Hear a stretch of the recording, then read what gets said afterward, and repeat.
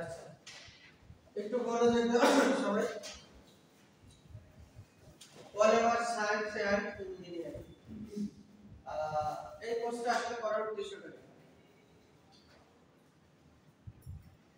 What are the main objectives of polymer science and engineering অথবা what is the significance of these courses of this course তোমার এই কোর্সের গুরুত্ব কি objectives কি অথবা what are the main findings of this course কি কি হতে পারে অথবা আউটকাম কি কি হতে পারে অথবা why we are going to learn study this course কেন আমরা এই কোর্সটা করব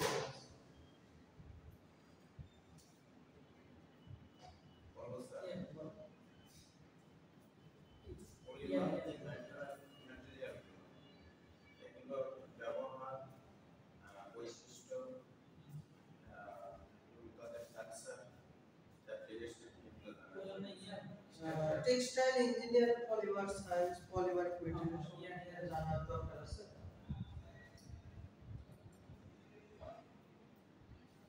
সবাই একটু মনোযোগ দাও কথা বলা মোবাইলটা অফ রাখো মোবাইলে দুটো সলিউশনের মধ্যে সবাই টেক্সটাইল ইঞ্জিনিয়ার হচ্ছে পলিমার সায়েন্সের পলিমার ম্যাটেরিয়াল নিয়ে স্টাডি করার প্রয়োজন আছে কেন টেক্সটাইল হলো মানে ম্যাটেরিয়ালসটা আছে রাইটার মানে স্ট্রাকচারটা কি এটা কম জানতে হবে আর এটা কিভাবে তৈরি হচ্ছে এটাতে সায়েন্সটা জানা তো অনেক কিছু দরকার ধরো যে আমি টেক্সটাইল ইঞ্জিনিয়ার এখন আমরা এমন হতে পারে যে একটা গাছ হ্যাঁ যেমন জুলজিতে একটা গাছের উপকারিতা কি সেটা আমার জানা তো কিন্তু আমি না জানলে কেমন সমস্যা আছে কিন্তু টেক্সটাইল ইঞ্জিনিয়ারিং পলিমার সায়েন্স জানতে হবে জানার জন্য এই কোর্সটা তোমার কারিকুলামে ইনক্লুড করা হয়েছে কেন সেই কোর্সটা তোমার আগে মাথায় আসবে কোনো বিষয় পড়ার আগে যদি কোর্সের মাথায় না আসে তাহলে জানার আগে কোর্সের মাথায় না আসে তাহলে জিনিসটা আমরা ভালো করে জানি আমাদের প্রথম কাজটা এরকম থাকবে যে আসলে এই কোর্সটা কেন আমরা পড়তে যাচ্ছি এর ফাইন্ডিংস আউটকাম গুলো কি সেই বিষয়গুলো নিয়ে আমাদের আসলে প্রথমেই জানতে হবে আমরা যদি কোর্স অবজেক্টিভস একটু চিন্তা করি তাহলে আমাদের যে প্রথম যে বিষয়টা আসতে হবে যে ক্লিয়ার কনসেপ্ট থাকতে হবে ক্লিয়ার কনসেপ্ট জিনিসটা কিসের উপরে পলিমার সায়েন্স এবং ইঞ্জিনিয়ারিং এই কোর্সটার উপরে কেন এই কোর্সটা আমরা করতে চাচ্ছি কারণ হচ্ছে টেক্সটাইল যত ফাইবার আছে ন্যাচারাল এবং সিনথেটিক প্রত্যেকটি পলিমার বুঝলে প্রত্যেকটা বিষয় হচ্ছে পলিমার তোমরা সেলুলোজের স্ট্রাকচার জানো না C6H12O6 এটা হচ্ছে গ্লুকোসিড ইউনিট তাই না n সংখ্যক পরস্পর যখন যুক্ত হয় এভাবে যুক্ত হয়ে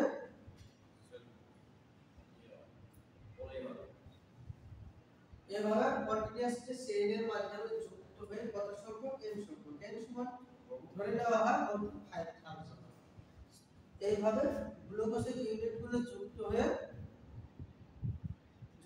ছোট্ট একটা ফাইবার তৈরি করে যেটাকে আমরা বলি সেলুলোজিক কটন ফাইবার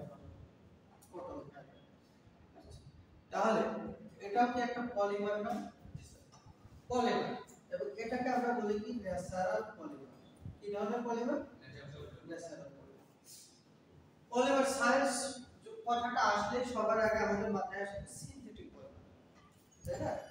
মোটামুটি যারা পলিমার সম্বন্ধে একটু জানে তাদের মাথায় অলরেডি চলে আসছে পলিমার সায়েন্স মানেই এটা হচ্ছে তোমার নাইলন, পলিস্টার,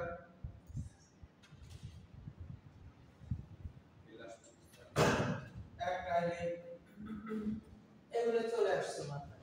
আচ্ছা, কিন্তু আমাদের যত ধরনের টেক্সটাইল ফাইবার আছে, ন্যাচারাল, সিনথেটিক, ম্যানমেড, যেটাই বলি না কেন সবগুলি পলিমার। তাহলে পলিমারের বেসিক নলেজটা টেক্সটাইল ইঞ্জিনিয়ারের দরকার না।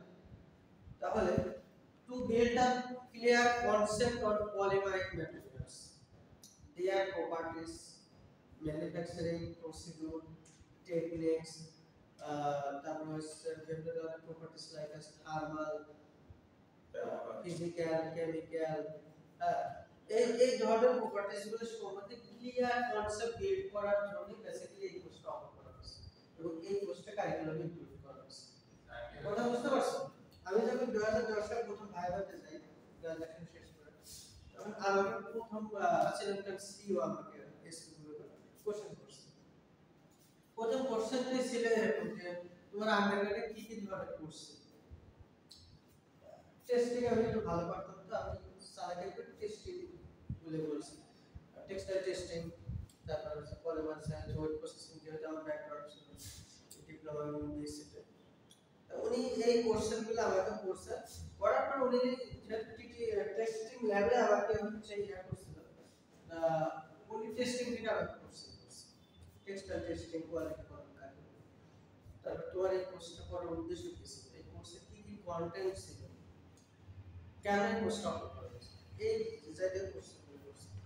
কারণটা হচ্ছে আমি কিছু মোটামুটি ওই সময় ভালো বুঝতাম না, মোটামুটি কিছু আনসার করতে পারছিলাম, টেকনিক্যাল টার্মগুলো বলতে পারছিলাম, এটা যে এই টেক্সটাইল টেস্টিং ছাড়া আসলে কোনো ম্যাটেরিয়াল আমরা এক্সপোর্ট ইম্পোর্ট করি। তো সেই জায়গাতে যদি বেসিক অথবা ফান্ডামেন্টাল নলেজ যদি আমরা না পেতে প্রোডাক্ট বিষয়ে, টেস্টিং বিষয়ে, তাহলে তো আসলে আমি টেক্সটাইল ইঞ্জিনিয়ার হিসেবে সেভাবে ভালো ইঞ্জিনিয়ার হতে পারবো না, টেকনিক্যাল সাউন্ড হতে পারবো না। পাশাপাশি হচ্ছে আমি কনজিউমারকে যে প্রোডাক্টটা দিচ্ছি সেটা আসলে ঠিক মতো হবে না, কোয়ালিটি আসলে হবে না, এটা ভালো আছে। এরপরে আমার চাকরি পাবো। ওই ওই জায়গা থেকে আমি আসলে বুঝতে পারছিলাম একজন সিইও ছিল, তিনি যখন আসলে বিষয়টা মাথায় ঢুকছে এরকম যে একটা গ্রাজুয়েট যদি তা মানে সে কোন কোর্সটা পড়তেছে সেই কোর্সটার আউটকাম কি যদি না বুঝে, তাহলে আসলে সে গ্রাজুয়েট ভালো গ্রাজুয়েট। যাই হোক, এই জন্য আমাদের প্রথম কাজটাই হচ্ছে কোর্স আউটলাইনে কথা বলা। আজকের ক্লাসে মোটামুটি আমি এটা নিয়ে বেশি কথা বলবো। কেন পলিমার সায়েন্স আমরা পড়তে যাচ্ছি এই বিষয়টা কি ক্লিয়ার হয়েছে? আরো অনেক কিছু আছে। ন্যাচারাল একটা সেলুলোজিক ফাইবার আমরা एग्जांपल দিলাম, এটা পলিমার, এটা নিয়েও আমাদের জানতে হবে এবং সেটার ফান্ডামেন্টাল নলেজ আমরা এই কোর্স থেকে পাবো। দ্বিতীয় কথা হচ্ছে ডাইভার, পলিস্টার, অ্যাক্রিলিক, তারপর আদার যে সিনথেটিক ফাইবারগুলো আছে তাদের ম্যানুফ্যাকচারিং কেমন হয় এবং তাদের অ্যাপ্লিকেশনগুলো কেমন হয় এবং সেই ক্ষেত্রে কোন কোন ধরনের প্রপার্টিজ, ক্রাইটেরিয়া, প্রসিডিউর, আমাদের টেকনিক আমাদের মেইনটেইন করতে হয়, সেই বিষয়গুলো নিয়ে আমাদের জানতে হবে। জানলে আমরা পলিমারিক ম্যাটেরিয়ালগুলো সম্বন্ধে আইডিয়া পাবো। তাহলে প্রথম কাজটা হচ্ছে আমাদের ক্লিয়ার কনসেপ্ট, ফান্ডামেন্টাল নলেজ এর উপরে ইয়া করা। তারপর হচ্ছে to enhance the knowledge on the different types of application of polymeric materials. তোমরা বর্তমানে জানো যে পলিমার দিয়ে, পলিমারিক মানে সিনথেটিক পলিমার দিয়ে এমন কোনো প্রোডাক্ট নাই যেগুলো হচ্ছে মেটালের রিপ্লেস, উড এবং মেটালের রিপ্লেসেশন ইউজ করা হচ্ছে। তোমরা কি বুঝতে পারছো? তোমরা যে প্লাস্টিকের চেয়ার পাও না, প্লাস্টিকের যে ফার্নিচার গুলো আছে, আবার হচ্ছে বিভিন্ন ধরনের কম্পোজিট ম্যাটেরিয়ালের যে ফার্নিচার গুলো আছে, এগুলো কিন্তু একসময় ছিল, এখন তো গ্লাসের রিপ্লেস আসছে, কাঠের রিপ্লেস আসছে, মেটালের রিপ্লেস আসছে, এগুলো সব হচ্ছে সিনথেটিক পলিমার দিয়ে দিয়ে এগুলো করা হচ্ছে। এই অ্যাপ্লিকেশন গুলো আবার পাশাপাশি তোমরা জানো high heat application, thermal application, যেগুলো হচ্ছে তোমার লাইট ওয়েট, যেমন অ্যারোস্পেস, অ্যাস্ট্রোনট অথবা অ্যারোনটিক্যাল ইঞ্জিনিয়ারিং, তারপর হচ্ছে তোমার ওই অটোমোবাইলস, এইসব ক্ষেত্রে এখন মোটামুটি ম্যাটার উডের ব্যবহার মানে মোটামুটি রিপ্লেস হয়ে গেছে। আগে একটা গাড়ি তৈরি করতে তোমার যে পরিমাণ ম্যাটেরিয়াল লাগতো, একটা গাড়ির ওজন যা হতো তার চেয়ে 3-4 গুণ কম ওজনে তার চেয়ে বেশি স্ট্রেংথে গাড়ি প্রডিউস করা সম্ভব হচ্ছে, সেটা তো জানো। এগুলো হচ্ছে কার্বন ফাইবার, গ্লাস ফাইবার, আর অনেক কিছু। এইগুলো রিপ্লেসমেন্ট অবশ্যই কিসের উপরে? এই পলিমারিক ম্যাটেরিয়ালসের ডেভেলপমেন্টের উপরে, অ্যাপ্লিকেশন, প্রসিডিউর, টেকনিক ডেভেলপমেন্টের উপরে। এইগুলো হচ্ছে আমাদের কোর্স অবজেক্টিভস গেল। এই বিষয়গুলো আমরা বেসিক বিষয়গুলো জানতে পারবো। এরপর আসে কোর্স কন্টেন্ট।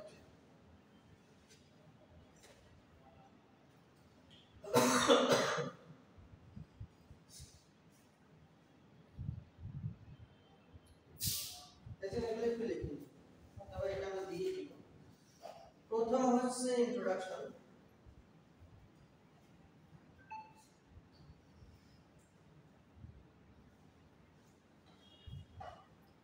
দ্বিতীয় হচ্ছে পলিমারাইজেশন,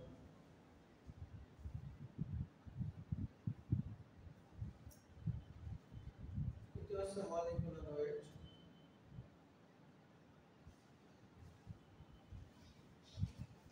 চতুর্থ হচ্ছে glass transition temperature,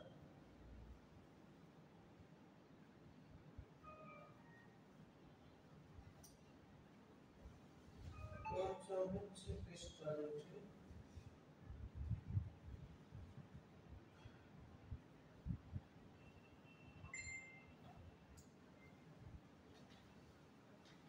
polymerisation,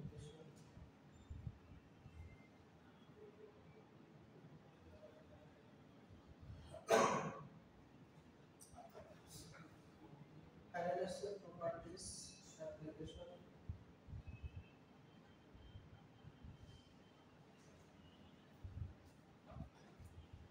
or use।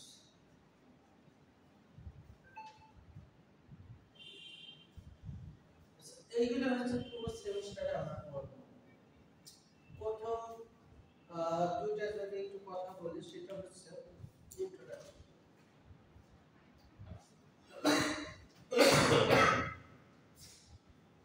Introduction যদি বলি, ইন্ট্রোডাকশনে আমরা কি করব?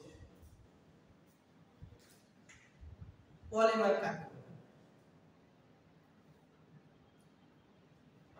পলিমার কাকে বলে? মনোমার কাকে বলে? রিপিটিং ইউনিট কাকে বলে? অলিগোমার কাকে বলে? তারপর হচ্ছে ডিগ্রি অফ পলিমারাইজেশন। এই বিষয়গুলো বেসিক যে বিষয়গুলো আছে সেগুলো নিয়ে আমরা পড়ব। প্রথম যে বিষয়টা আছে পলিমার, পলিমারের ডেফিনিশন, এক্সাম্পল, ক্লাসিফিকেশন, এগুলো নিয়ে আমরা ইন্ট্রোডাকশন চ্যাপ্টারে কথা বলব। পলিমারাইজেশন, এই যে পলিমার গুলো তৈরি হচ্ছে, সেই পলিমার গুলো কিভাবে তৈরি হচ্ছে, সেই কেমিক্যাল রিঅ্যাকশন অথবা প্রসেসগুলো নিয়ে আমরা এই চ্যাপ্টারে আলোচনা করব। মলিকুলার, প্রত্যেকটা জিনিসের কি মলিকুলার ওয়েট আছে। মলিকুলার ওয়েটের বাংলা কি? মলিকুলার ওয়েটের বাংলা কি?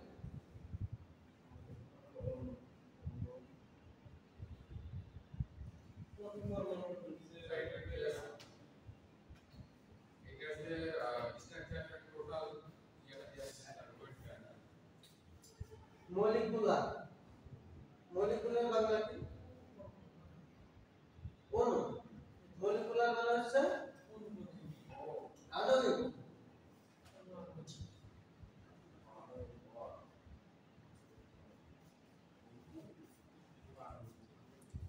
অ্যাটম মানে কি? অ্যাটম মানে অ্যাটম কাল চাপার জল ভরা। অ্যাটম মানে সুইঙ্গার না, অ্যাটম মানে পরমাণু, তাই না? আচ্ছা, অ্যাটমে মাস আছে, ওয়েট আছে, মলিকুলার মাস আছে। ধরো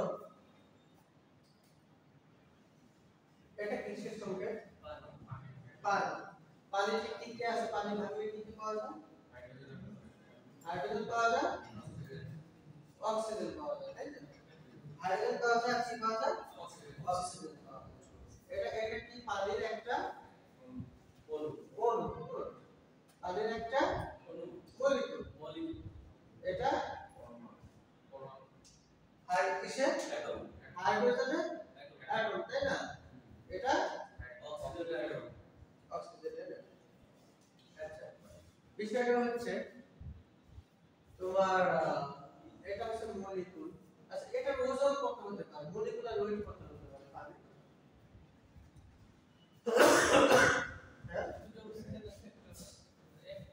মলিকুলার ভর ওজন কত? আণবিক ভর কত? হ্যাঁ,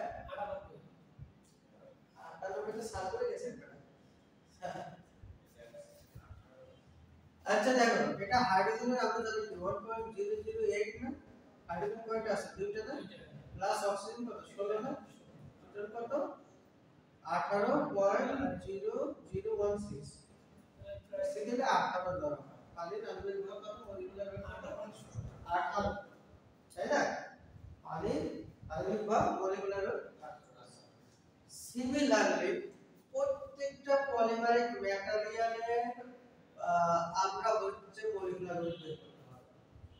ধরো পলিস্টার, নাইলন, অ্যাক্রিলিক, এদের হচ্ছে র ম্যাটেরিয়াল ডিফারেন্ট না?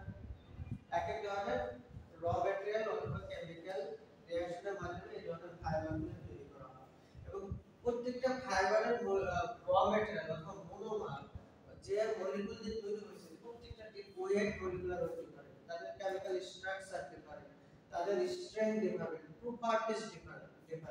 তো সেই জিনিসগুলো বুঝতে হলে আমরা মলিকুলার ওয়েট চ্যাপ্টারে প্রত্যেকটা মলিকুলার ওয়েট কিভাবে ক্যালকুলেশন করতে হয় আমরা দেখব। এখানে দেখো, এটা একটা ন্যাচারাল ফাইবার পলিমার, গ্লুকোজ অথবা সেলুলোজ অথবা কটনের স্ট্রাকচার। এটা যদি আমরা করি মলিকুলার ওয়েট বের করি তাহলে কত হবে? কার্বনের ভর কত? কার্বন 12 না, হাইড্রোজেন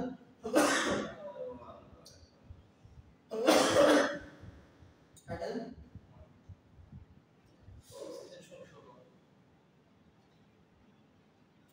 কত আছে? তাহলে 12 into 7 প্লাস 12 প্লাস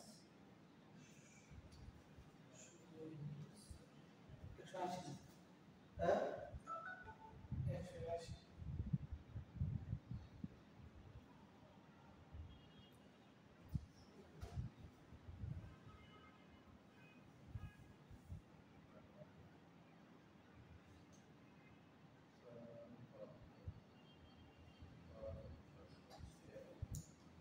একশো আশি দশমিক 156 কত হয়?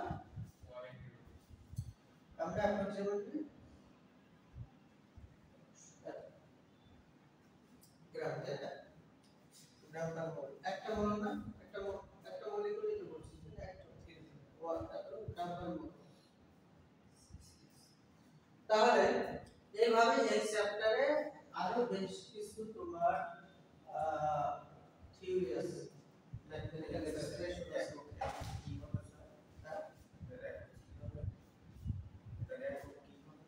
গ্রাম পার মোল,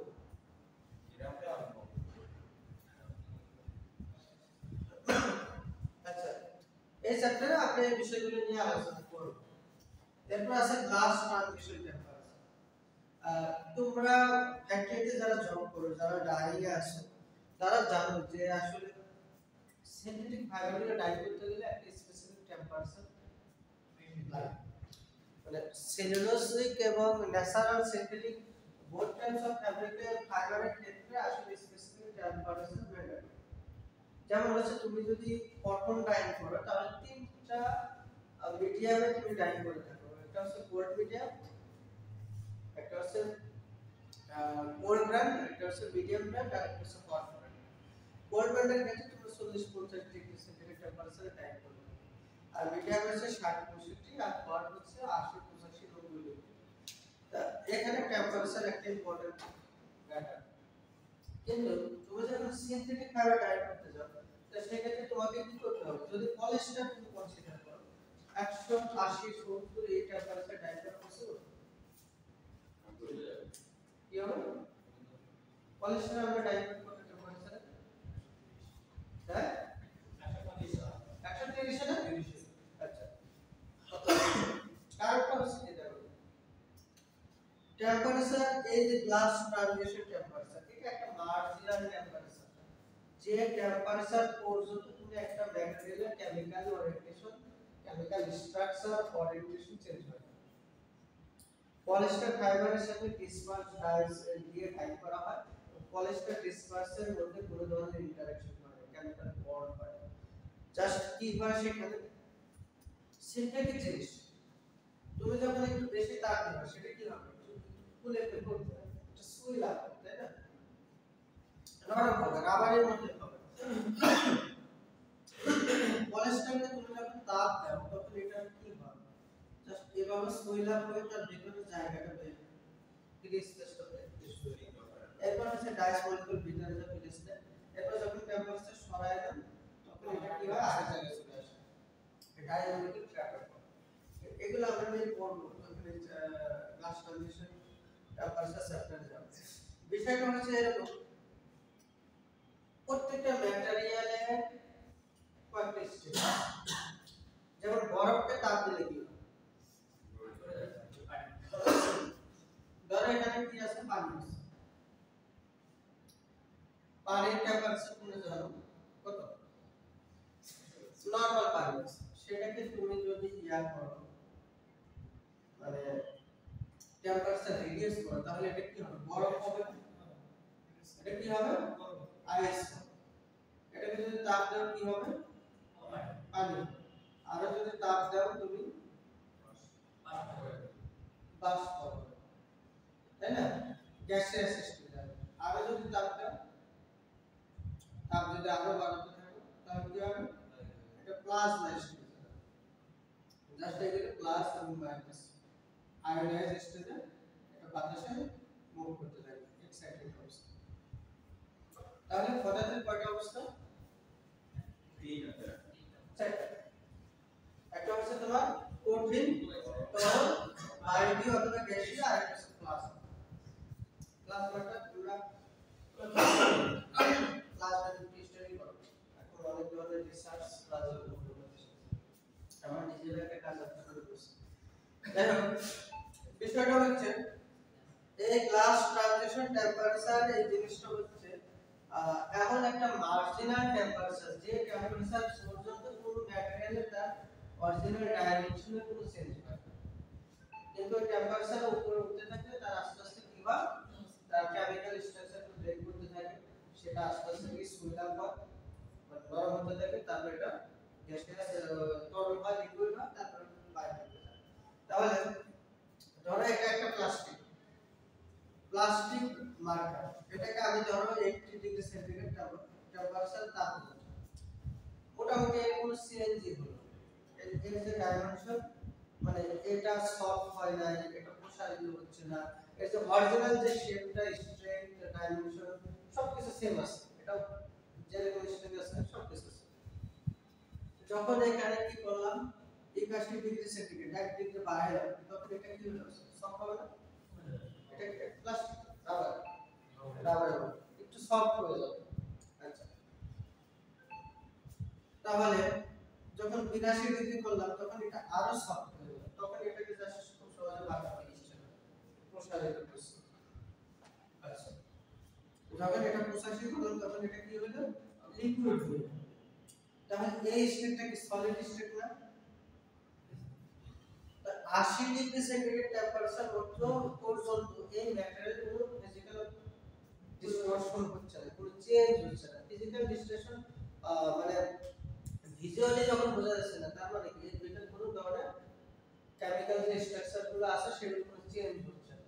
তার মানে এই পর্যন্ত এই 80 ডিগ্রি সেন্টিগ্রেড টেম্পারেচারটা হচ্ছে ওই ম্যাটেরিয়ালের গ্লাস ট্রানজিশন টেম্পারেচার, যে মার্জিনাল টেম্পারেচারের নিচ পর্যন্ত ওই ম্যাটেরিয়ালের ফিজিক্যাল, কেমিক্যাল আর কোনো ধরনের প্রপার্টি চেঞ্জ হয় না। কিন্তু এটার উপর উঠতে থাকলে এর উপর টেম্পারেচার উপর উঠতে থাকলে ফিজিক্যাল প্রপার্টি চেঞ্জ হতে থাকে, এটা রাবারি স্ট্রেস অথবা সফট হতে থাকে, এরপরে সে আস্তে আস্তে আর লিকুইড বা বাষ্পীয় হয়।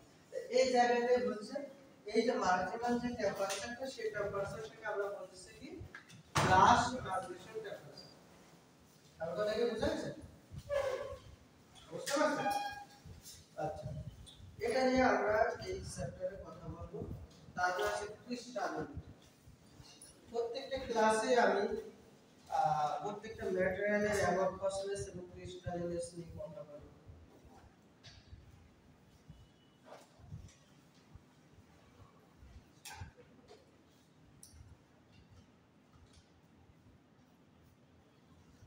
ক্রিস্টালিনিটি অফ পলিমার এটা মানে কি? আচ্ছা তোমরা এখন যারা আসছো তাদেরকে একটু বলে রাখি যে আমাদের আসলে খুব অল্প সময়ের মধ্যে মিটটা হয়ে গেছে। আমাদের একটু আগাতে হচ্ছে। প্রথম ক্লাস থেকে আমরা একটু পড়াশোনার ভিতরে চলে গেছি। আমি পুরো চ্যাপ্টার নিয়ে কথা বলতেছি না, জাস্ট ওভারঅল কোর্সটা নিয়ে কথা বলতেছি। আচ্ছা, ক্রিস্টালিনিটি অফ পলিমার এটা মানে কি? ক্রিস্টালিনিটি বাংলা ক্রিস্টাল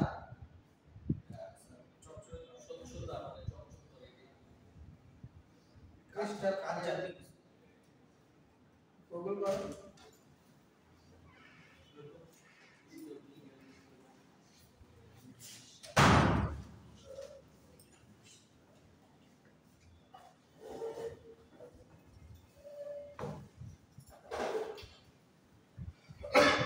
কোন একটা ম্যাটেরিয়ালের স্ট্রেংথ ডিপেন্ড করে ক্রিস্টালিনিটির উপর। যে ম্যাটেরিয়ালের ক্রিস্টালিনিটি যত বেশি তার স্ট্রেংথ তত বেশি। Yes.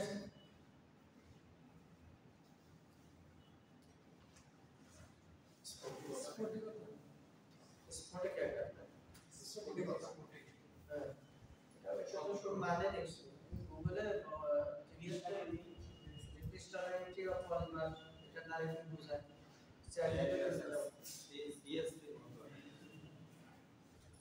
আচ্ছা কটন ফাইবার একটা কটন ফাইবারের কথা চিন্তা করো কটন সফট না harsh cotton hard cotton soft জি স্যার আচ্ছা কটন একটা কটন ফাইবার এটা কি একদম নিজের ওজনে ছিঁড়ে পড়ে যায় তার মধ্যে একটা স্ট্রেংথ আছে 5 থেকে 6 সেন্টিমিটার পার টেক্স আচ্ছা তার মানে হচ্ছে তোমার এর একটা স্ট্রেংথ আছে এই স্ট্রেংথটা ডিপেন্ড করে এটা যদি তুমি মাইক্রোস্কোপিক ভিউটা একটু বড় করে দেখো তাহলে এই ফাইবারটা তুমি এরকম দেখবে আচ্ছা এখানে দেখবা যে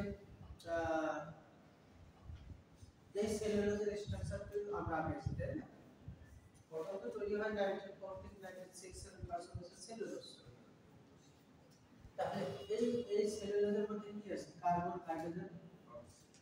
হাইড্রোজেন আছে আর কার্বন হাইড্রোজেন গ্রুপ আছে এর বাইরে কিছু আছে এই কার্বন হাইড্রোজেন বন্ড আছে কার্বন হাইড্রোজেন বন্ড আছে নরমালি এরকম থাকে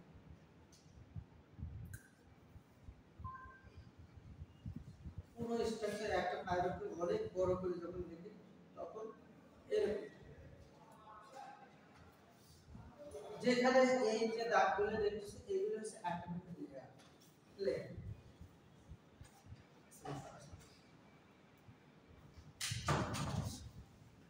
এইগুলোতে এই জায়গাগুলোতে তোমার অ্যাটম গুলো থাকে খুব ক্লোজলি বেসিক্যালি তোমার কার্বন অ্যাটম এবং প্যারালালি আমার কথা কি বুঝতেছো ক্লোজলি থাকে প্যারালালি একদম লাইন আকারে ক্লোজলি থাকে একটা সাথে আরেকটা carbon carbon carbon bond carbon এই যে যখন আমরা একটা স্ট্রাকচার দেখি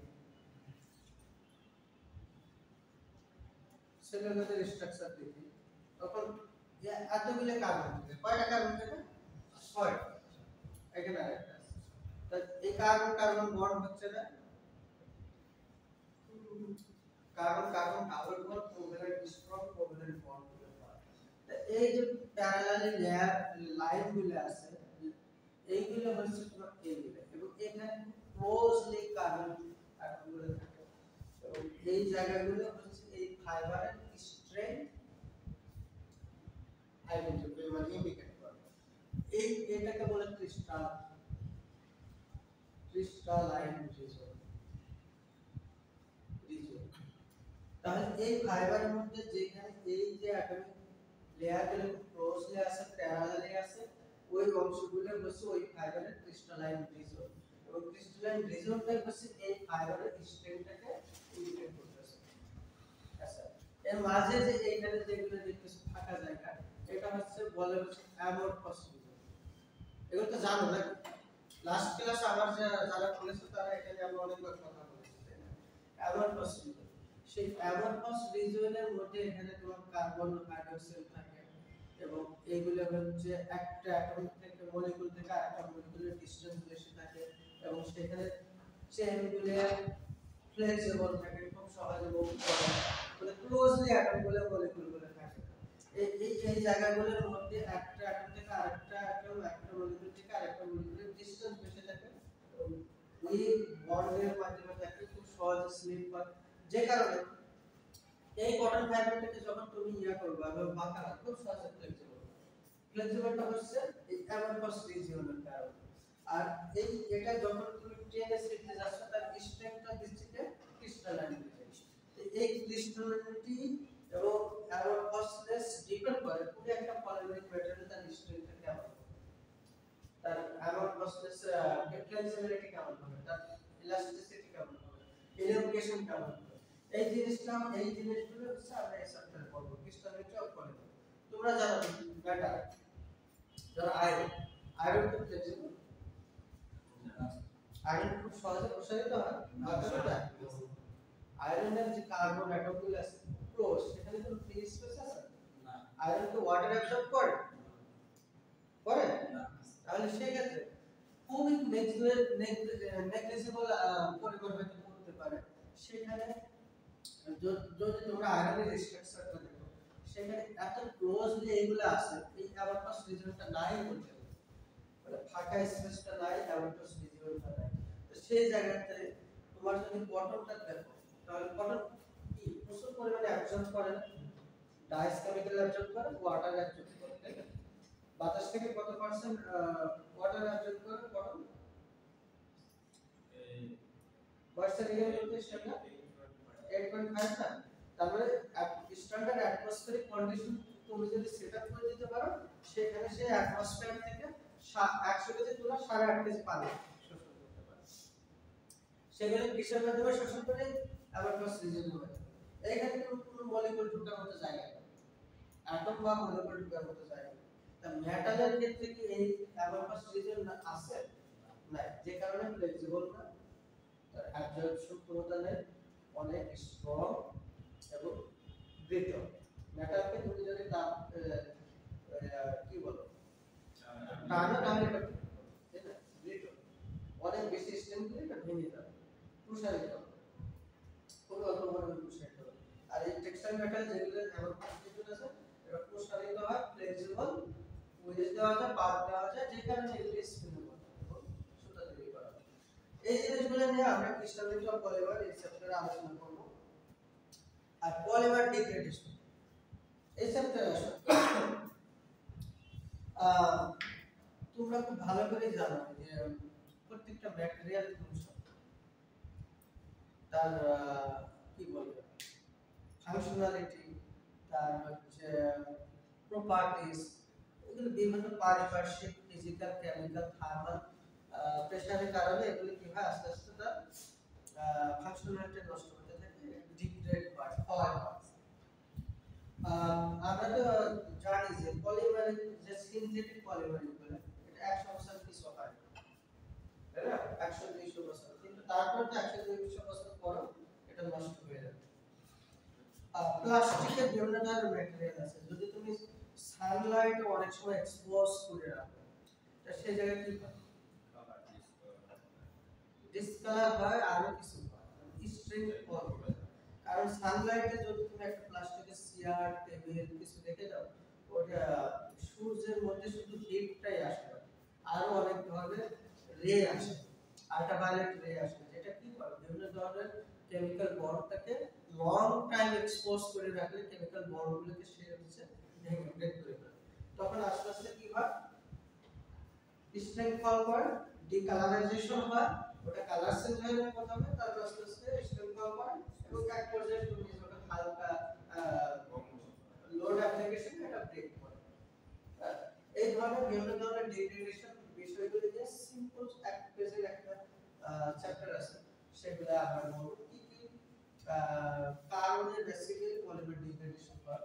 এটা এক একটা কারণ নিয়ে যদি আমরা কথা বলি তাহলে পুরো সেমিস্টারে এই অ্যাকসেপ্টেন্স চলে যাবে, কিন্তু আমরা যতটুকু শর্ট করে লাভগুলো জানার চেষ্টা করব।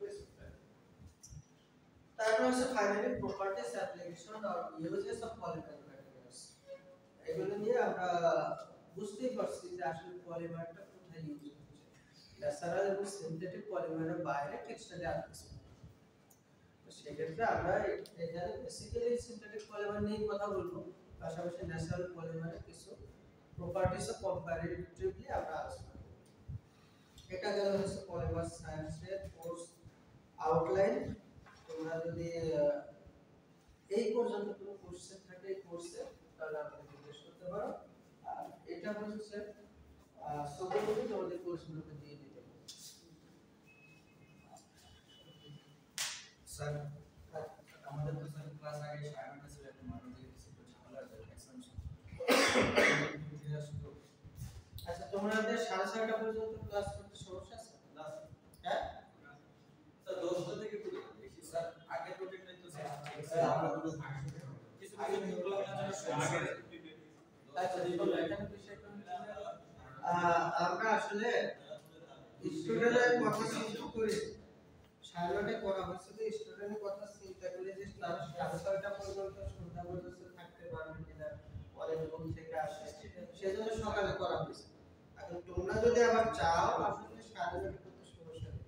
স্যার আমাদের তো 16 ব্যাচের 5:30 পর্যন্তই ক্লাস, কিন্তু এখানে আগে ছিল 9:30 থেকে 12:30, এখন মাটিতে আধা ঘন্টা কি ইয়ে করে দিচ্ছে। এটা আধা ঘন্টা আগে দিলে একটু ভালো হয়। তাহলে কথা বলা শুরু করো। আমরা কোঅর্ডিনেটর স্যারের সাথে একটু কথা বলবো। আচ্ছা পরে কোনো সমস্যা নাই, লাঞ্চের আগে একটু সমস্যা। বুঝতে পারছি। কথা বলবো। আমি এখন কোঅর্ডিনেটর নাই, আমার পিএইচডি কাজের জন্য আমি একটু রিল্যাক্স নিছি আর কি। 6 মাস ধরে বেশি পিএইচডি কাজগুলো করছি, তারপর তাহলে স্যার হ্যাঁ, তো রিসার্চ তারপর স্যার প্রেজেন্টলি বলতে পারবো।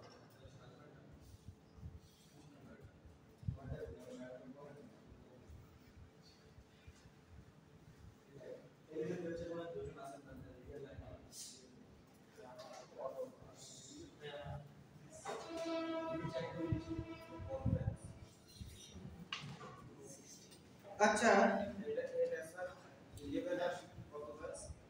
11 আর কত? 60 11 ব্যাচে আমি আচ্ছা, আজকে ছোট্ট একটা জিনিস আমি একটু পড়ে শেষ করে দেবো।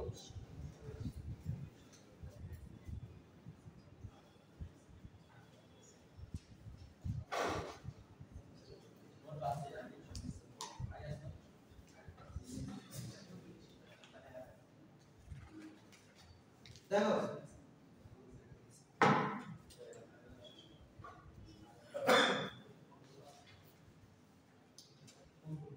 যখন আমরা এই কোর্সটা নিয়ে কথা বলছিলাম, আমরা অলরেডি 40 মিনিটের মতো এই কোর্সের আউটলাইন নিয়ে আলোচনা করছি।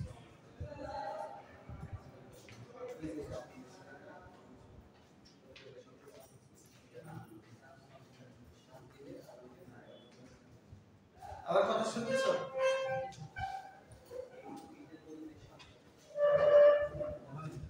আমরা এই কোর্সটা কেন করতে যাচ্ছি এগুলো নিয়ে আমরা কথা বলেছিলাম। এই কোর্সের অবজেক্টিভস কি, findings outcome related course content, মোটামুটি এগুলো নিয়ে তো কথা বলছি। কিছু তো বুঝতে পারছো নাকি? আচ্ছা, এতক্ষণ ধরে যে কথাগুলো বললাম সেই কথাগুলোর ভিত্তিতে তোমাদের মাথায় কি একটা কোশ্চেন আসছে? পলিমার জিনিসটা, পলিমার জিনিসটা কি, এটা কি মাথায় আসছে? কে বলতে পারবে? পলিমার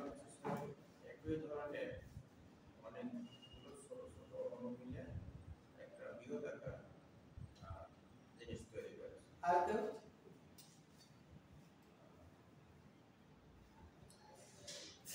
কেউ বলতে পারবা? এটা পুরো ক্লাসে আসলে কেউ কোনো মনোযোগ দিয়ে শুনতেছে না, একজন ছাড়া। আমার কথা শুনতে পাচ্ছো? কথা বোঝা যায় ক্লিয়ারলি? পলিমার জিনিসটা কি? পলিমারটা হচ্ছে, পলিমারের যদি আমরা শব্দগুলো বিশ্লেষণ করি তাহলে পলি মানে কি? পলি মানে মেনি, তাই না? সবাই কথা বলছে। পলি মানে মেনি মানে অনেক, পলি মানে অসংখ্য। মার মানে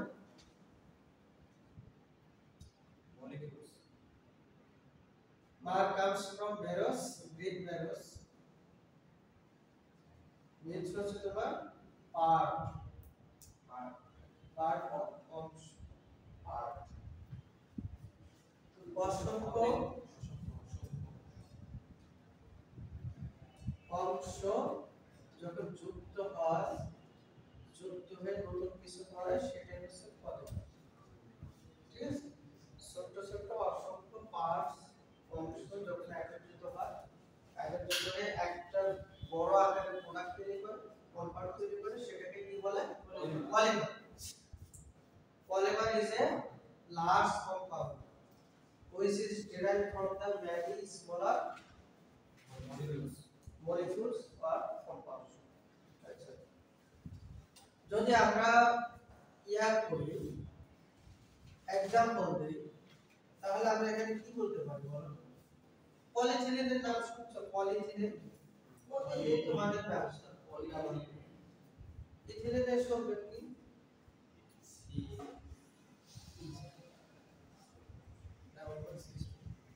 এটা হচ্ছে তোমার কি? ইথিলিন। ইথিলিনের একটা মলিকুল, তাই না?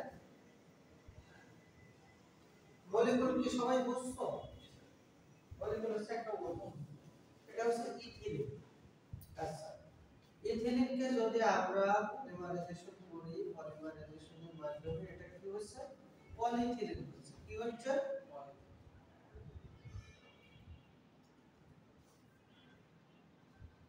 এটার নাম হচ্ছে পলিইথিলিন।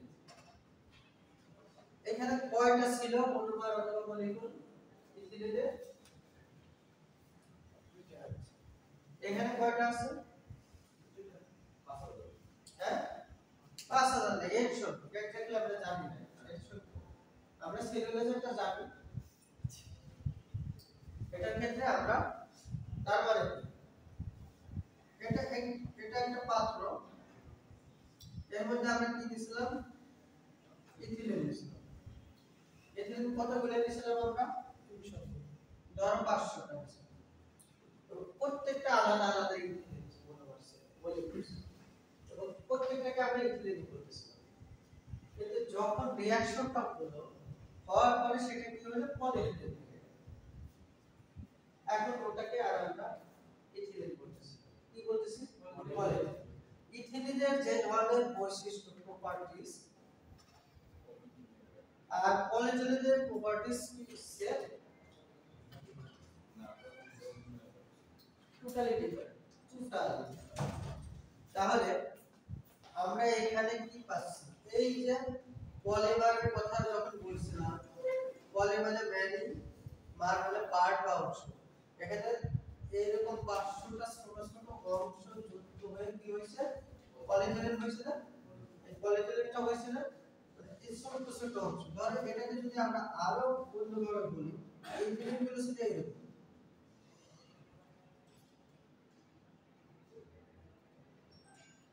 আচ্ছা, এখানে তুমি তাপ দিলা, ক্যাটালিস্ট দিলা, দেওয়ার পরে তুমি পাত্রের মধ্যে যা ঘটলো সেটা হচ্ছে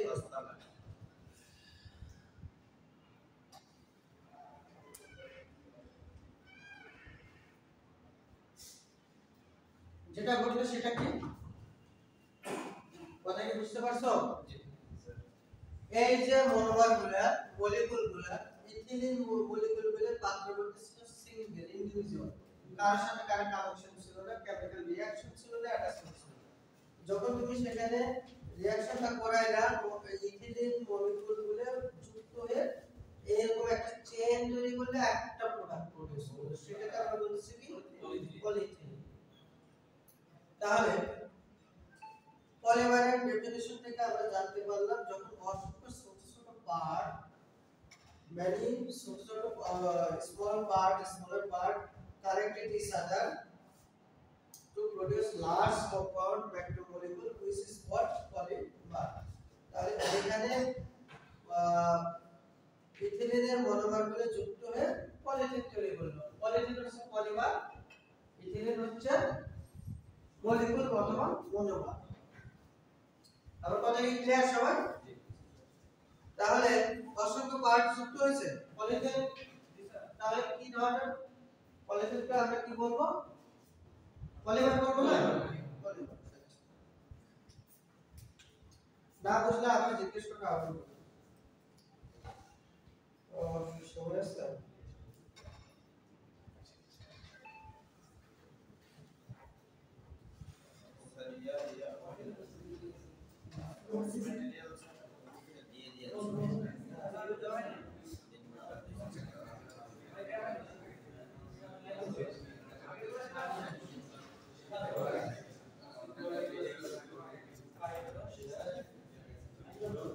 আচ্ছা আজকে ক্লাস 8 পর্যন্ত এই নোটটা হচ্ছে স্টপ করলে